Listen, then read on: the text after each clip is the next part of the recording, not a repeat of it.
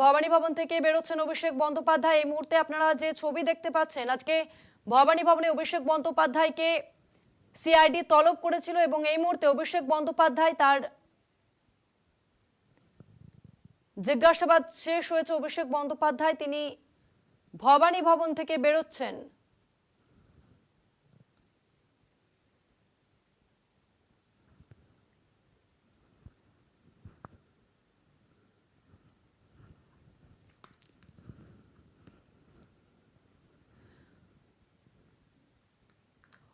ভবানী ভবন থেকে বেরিয়ে গেলেন অভিষেক বন্দ্যোপাধ্যায়। আজকে তাকে সিআইডি তলব করেছিল ভবানী ভবনে। ভবানী ভবন থেকে এই মুহূর্তে বেরিয়ে গেলেন অভিষেক বন্দ্যোপাধ্যায়।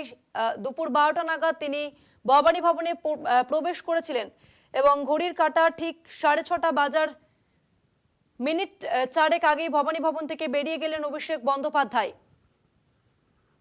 ডিজে বাজানো হবে এই মন্তব্যের প্রেক্ষিতে অভিষেক বন্দ্যোপাধ্যায়কে আজকে তলব করেছিল সিআইডি। তবে দীর্ঘ জিজ্ঞাসাবাদের পর ভবানী ভবন থেকে বেরিয়ে গেলেন অভিষেক বন্দ্যোপাধ্যায়।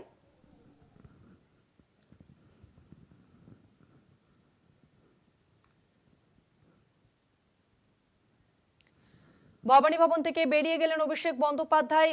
আজকে সিআইডির তলবের মুখোমুখি হয়েছিলেন অভিষেক বন্দ্যোপাধ্যায়। 4 তারিখের পরে ডিজে বাজানো হবে এই মন্তব্যের প্রেক্ষিতে আজকে অভিষেক বন্দ্যোপাধ্যায়কে তলব করা হয়েছিল।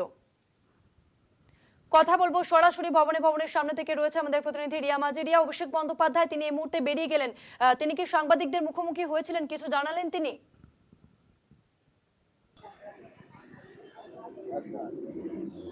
একদমই নয়। দেখো, অভিষেক বন্দ্যোপাধ্যায় তিনি কোনোদিনই সাংবাদিকদের মুখোমুখি হন না। গতকাল খালি নজিরবিহীন যে ছবি দেখা গিয়েছিল যে ইডি থেকে বেরিয়ে তিনি সাংবাদিকদের মুখোমুখি হয়েছিলেন, কিন্তু আজকে যেটা দেখা গেল অভিষেক বন্দ্যোপাধ্যায় তিনি 6.5 ঘন্টা জিজ্ঞাসাবাদের মুখোমুখি হয়েছিলেন এবং তারপরেই অভিষেক বন্দ্যোপাধ্যায় তিনি বেরিয়ে গেলেন ভবানী ভবন ছেড়ে। আমরা যে চিত্র দেখলাম যে আজকে ডিজে বাজানো মামলাতে অভিষেক বন্দ্যোপাধ্যায়কে তলব করা হয়েছিল এবং সেই মামলাতে তাকে দীর্ঘক্ষণ জিজ্ঞাসাবাদ করা হয়েছে। একাধিক কারণে তাকে জিজ্ঞাসাবাদ করা হয়েছে।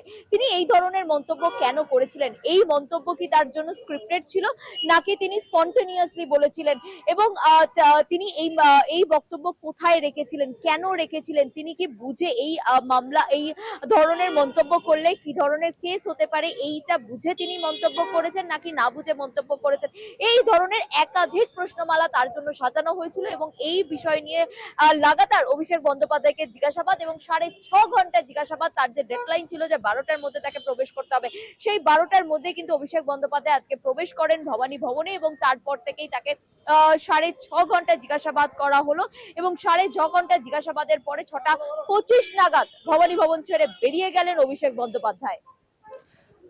রিয়া, আজকে অভিষেক বন্দ্যোপাধ্যায়ের সঙ্গে যিনি অভিযোগ করেছিলেন তিনিও কিন্তু আজকে এসেছিলেন, তিনি কি বেরিয়ে গেলেন?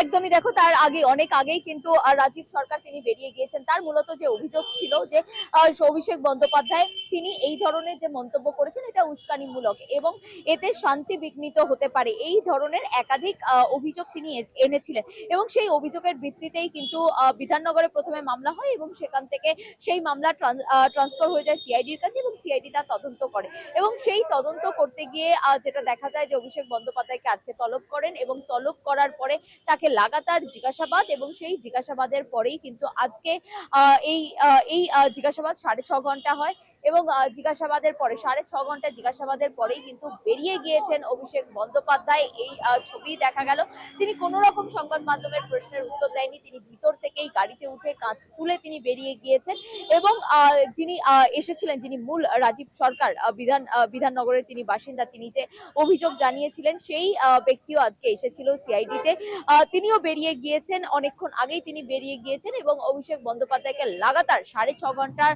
এই সিআইডির মুখোমুখি হতে হয়েছে এবং অবশেষে তিনি বেরিয়ে গেলেন। ধন্যবাদ জানাবো তোমাকে রিয়া।